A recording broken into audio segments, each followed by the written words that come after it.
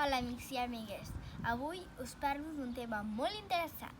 Com ja sabeu, avui a la nit és la revetlla de Sant Joan i per això he triat parlar-vos de les plantes remeieres. I ara us preguntareu, però què tenen a veure les plantes i la revetlla? Doncs és perquè la revetlla, Sant Joan, també es coneix com la nit de les bruixes. Les bruixes feien servir plantes remeieres, plantes de tot tipus per fer les seves pocions, ungüents, remeis, potingues, etc. Però com que hi ha moltíssimes plantes remeieres i si les expliqués totes seria etern aquest vídeo, n'he triat concretament una, la sàlvia. Aquesta planta té molts usos, per això abans deien que la sàlvia ho cura tot menys la mort. Imagineu-vos quants usos deu tenir. Avui us explicaré algunes curiositats, perquè en té moltíssimes més.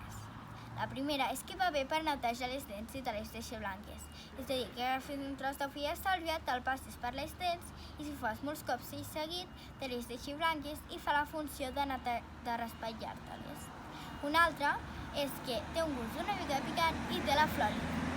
Per aquesta qüestió que té el gust picant, es posa les amanides a la carn o als formatges. I a més, com que és molt fresca, hi ha moltes pastes de dents que porten sàlvia.